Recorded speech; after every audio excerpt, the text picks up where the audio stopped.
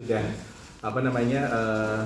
berkenan meluangkan waktunya di antara kesibukan pasti ya, lagi kuliah dan lain sebagainya, untuk berbagi tentang program-program yang sudah didapatkan yang membantu perkuliahan kakak-kakak.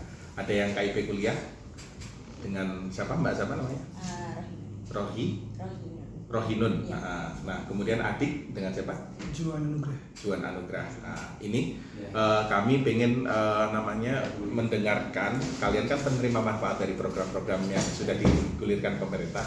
Nah, kita pengen dengar seperti apa, mungkin dari awal itu seperti apa sih dapat program ini, kemudian siapa saja yang berperan di dalam membantu kalian selama proses gitu ya, seleksinya. Kemudian kami juga pengen mendengar pribadi kalian gitu ya, dalam konteks apa aspirasi kalian, cita-cita kalian, kesibukan kalian selain kuliah gitu ya, terus bagaimana capaian-capaian akademik selama ini gitu, dan mungkin konteks-konteks yang lain yang sangat terkait dengan keberadaan kalian di sini dengan hubungan adik ataupun KIP kuliah gitu. Nah, sebelumnya aku izin merekam ya, ini karena untuk keperluan wawancara. Oke, mungkin boleh dimulai dari yang perempuan dulu. Perkenalkan siapa namanya, terus kemudian asal SMA sekolahnya dari mana, kemudian mendapatkan KIP kuliah atau adik itu nanti dari tahun berapa, kemudian bagaimana prosesnya gitu. Silahkan. Selamat siang. Ya. Karena ada Bapak semua, perkenalkan nama saya Rohinun. Sebelumnya mohon maaf, saya sedang agak radang jadi mungkin suaranya agak kurang jelas. Nama saya Rohinun, saya biasanya dipanggil Inun. Saya berasal dari Kabupaten Lombok Tengah, Nusa Tenggara Barat.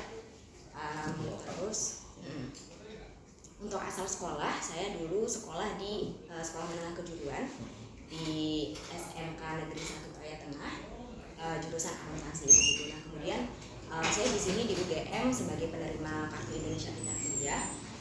Saya sebagai penerima KIP sebenarnya sudah dari SMP kalau tidak salah, ya dari SMP.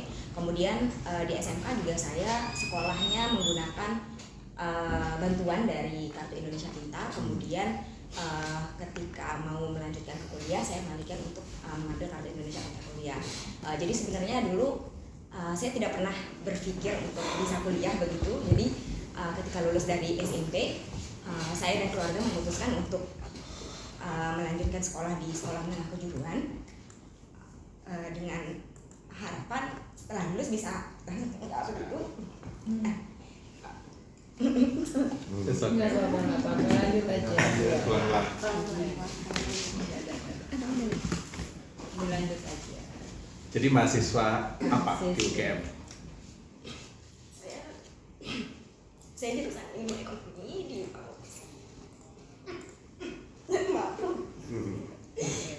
Udah tenang dulu. minum.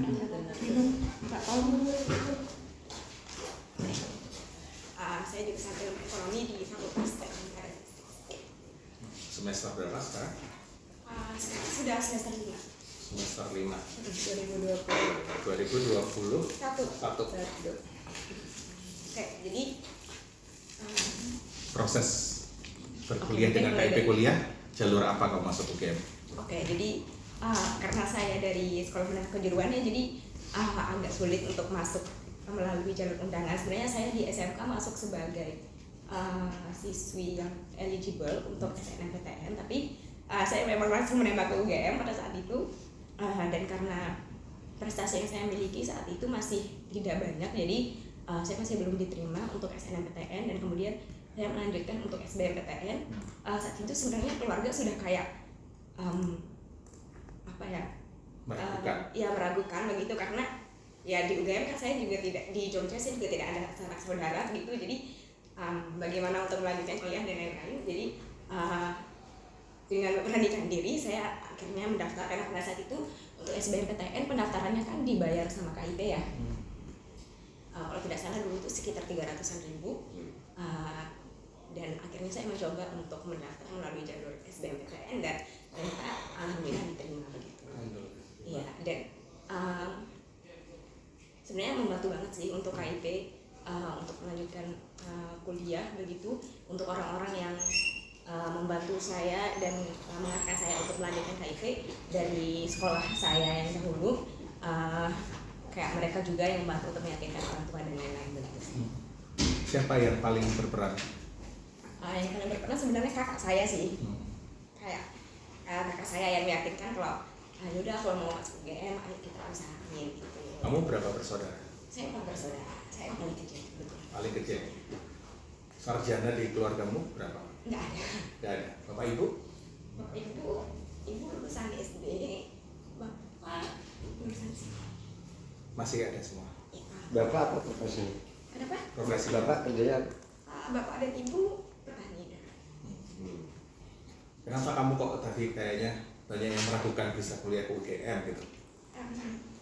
Karena di daerah saya nggak ada yang kuliah di UGM. Nggak ada? Kayak iya di daerah saya khususnya di desa saya itu nggak ada yang kuliah di UGM. Ya mungkin di Jogja ada beberapa tapi tidak ada yang di UGM begitu. Jadi kayak sebenarnya dulu di sekolah saya juga agak diragukan gitu bisa tidak masuk UGM, tapi ternyata alhamdulillahnya bisa.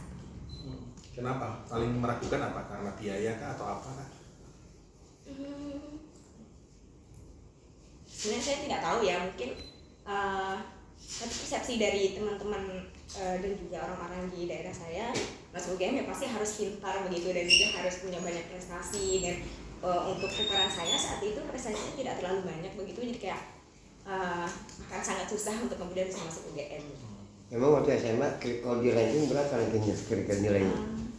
Kalau di SMK sebenarnya saya selalu menempati posisi pertama, tetapi untuk prestasi yang di luar akademik seperti lomba-lomba dan lain-lain saya tidak banyak mengikuti begitu. Jadi apa namanya sekarang masuk UGM dengan jalur KIP kuliah, kamu merasa terbantu? Apa yang paling membantu kamu dengan KIP kuliah ini? KIP kuliah itu kan membantu di dana sih menurutku, karena selain ngasih juga beberapa program-program seperti webinar dan lain-lain di grupnya, tapi juga di dana itu sangat membantu karena saya di sini kan juga tidak kita juga begitu, jadi kayak semua kebutuhan memang saya alokasi dananya itu saya alokasi dari yang saya peroleh dari KIP kuliah. Jadi dengan adanya bantuan dari KIP kuliah ini benar-benar membantu untuk menghidupi saya selama di sini dan juga UKT dan segala macam sudah dibayar semua. Harusnya UKT bayar berapa? Saya agak lupa, tapi sepertinya sekitar 5 jutaan.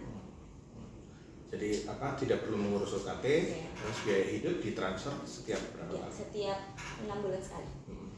Itu paling besar alokasinya buat apa? Paling besar untuk biaya kos sama Berapa? untuk kos sekitar 600.000 sebulan. 600.000, Transportasi berapa ya, mungkin sekitar 200.000. Pakai Gojek atau apa sih? Pada tahun pertama offline itu saya pakai Gojek, sama dulu saya kosnya sempat dekat sama UGM jadi saya jalan. Cuman sekarang orang tua sudah mengirimkan motor begitu, jadi saya pakai motor. Jadi aktivitas selain kuliah Saya sempat mengikuti beberapa organisasi, tapi sekarang saya hanya fokus di BEM fakultas. Saya sebagai kepala departemen keilmuan di sana. Kemudian saat ini saya lagi fokus untuk mengikuti lomba-lomba begitu. Lomba-lomba apa? Saya biasanya ikutnya lomba bisnis.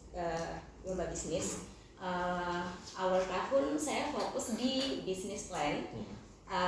Itu kayak perencanaan bisnis gitu. Saya juga ikut di inkubasi bisnis seperti PMW, P2MW. Terus di pertengahan tahun saya fokus di lomba kasus bisnis karena saya ngerasa kayak lumayan tertarik dan tertarik sama lomba kasus bisnis, dan saya kayak tertarik pengen jadi consulting gitu. Jadi saya sekarang lagi fokus buat nyari lomba kasus bisnis dan alhamdulillah juga sering juara, jadi ngerasa kayak ini bisa belajar dari mencapai cita-cita sebagai consulting gitu. Ke depan pengen jadi consulting ceritanya. Pengennya ke arah situ Pak. Terus jadi kalau sekarang kamu akan menjadi sarjana pertama di keluargamu mungkin ya. Terus apa sih yang pengen kamu capai dengan capaian itu tadi? Lebih besarnya, goal lebih besarnya apa? Goal lebih besarnya ya.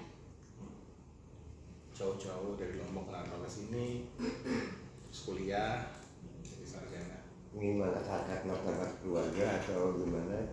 Ya pasti pertama itu ya yang paling utama, pengen mengangkat derajat orang tua gitu, kayak bisa membuat mereka bangga, terus juga bisa kayak ya bisa lihat kalau ternyata orang tua meskipun pendidikannya tidak lulus SD, kemudian juga hanya sampai tapi bisa membuat mereka sebagai sarjana begitu. Nah selain itu mungkin juga buat ini ya, buat menjadi contoh begitu untuk teman-teman di daerah saya, bahwa meskipun kita di pedalaman terus juga di pedesaan, kita tetap bisa untuk maju dan juga bersaing begitu di kota besar, terus juga menjadi orang yang sukses, menjadi apa yang kita inginkan gitu. Misalkan nggak dapat KIP kuliah, kamu lulusan SMK mau kerja apa? Kebayangnya? Sebenarnya dulu saya kan ambil akuntansi, ya nggak jauh-jauh dari kayak kasir, terus juga jadi ya akuntan untuk seperti di paling tinggi mungkin di bank daerah begitu. Jadi lokal gitu ya. Kalau sekarang kamu ngebayanginnya apa? Saya pengennya kerja di perusahaan yang multinasional sih. Jadi udah tidak di Lombok lagi gitu. Iya, Tapi pengen balik ke Lombok nggak? pasti. Tapi kayak keinginan kuliah muncul kelas berapa? Kenapa? Keinginan untuk kuliah muncul kelas berapa? Kan masuk SMK kan pasti tujuannya itu kerja. Nah sekarang tiba-tiba yang kuliah muncul waktu kelas berapa? Dan apa yang memotivasi? Jadi saya itu baru punya handphone kelas 11 itu saya mengikuti pertukaran pelajar gitu. Terus dikasih uang saku, nah uang sakunya bisa gitu kan, dan pakai buat beli handphone. Nah dari handphone itu saya bisa kayak main Instagram dan lain-lain, dan melihat ya, wah ternyata kuliah itu nggak harus ada uang, ada banyak beasiswa-beasiswa yang bisa diikutin gitu. Nah akhirnya dari sana saya merasa kayak, oh bisa nih lulus SMK nggak harus kerja, lulusan SMK juga bisa kuliah ternyata gitu. Nah akhirnya dari sana saya coba untuk mencari-cari gimana cara kuliah, terus juga apa kesempatan yang bisa diikutin begitu. Dan kemudian ternyata ada beberapa dari teman-teman saya di SMK yang juga pengen kuliah gitu setelah lulus. Jadi dari sana akhirnya saya mulai berpikir untuk lulus SMK tidak harus langsung kerja, tapi ada opsi lain yaitu kuliah begitu. Jadi itu sekitar kelas 12 setelah magang begitu. Jadi ini mengambil KIP kuliah itu keputusan terbaik buat kamu atau seperti apa? Iya, sejauh ini saya merasa keputusan saya mengambil KIP kuliah itu terbaik, karena kalau dulu saya tidak tahu tentang KIP kuliah, ya sebenarnya saya masih bakal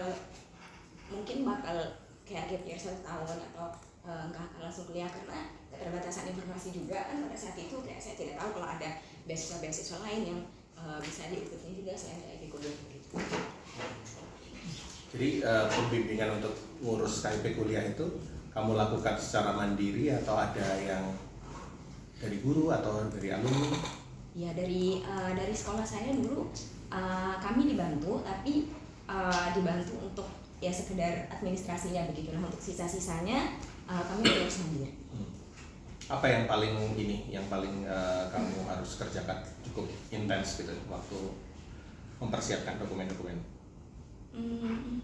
Sebenarnya itu sudah lumayan lama, jadi saya sudah agak lupa. Cuman yang saya ingat, saya tidak ingat dengan pasti ini itu ketika saya mengurus tentang KIP kuliah atau ketika saya mengurus SBMPTN. Yang pasti dulu untuk segala urusannya itu biasanya di pusat kota di Mataram. Nah, sedangkan rumah saya di Lombok Tengah gitu, dan itu kayak lumayan jauh. Berapa jam jalan ke kota besar? Sekitar 2 jam. 2 jam. Kalau pakai ngepul motor ya. Terus dan untuk posisi juga keluarga belum punya motor gitu ya, jadi kayak harus minjem gitu. Dan itu yang paling saya ingat sih, kayak Ngurus ke dinas ya, kayak capek bolak-baliknya itu. tapi worth it. Setelah 5 semester ya di sini, kendala apa yang pernah dihadapi dan bagaimana solusi? Akademik atau non akademik?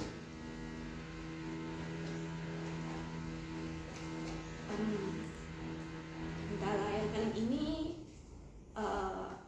lebih ke ini sih, kayak culture shock gitu. Kayak pertama masuk UPN dulu kayak kaget, oh ternyata orang-orang sekitar itu gitu, kayak ternyata gap antara orang desa dan orang kota itu sejauh itu gitu. Kayak saya berusaha buat mengejar itu dan berusaha buat memposisikan diri saya berada pada posisi yang sama dengan mereka, dan akhirnya saya bisa survive dan bertahan. Gimana caranya mempersamakan posisi dengan mereka, gimana caranya?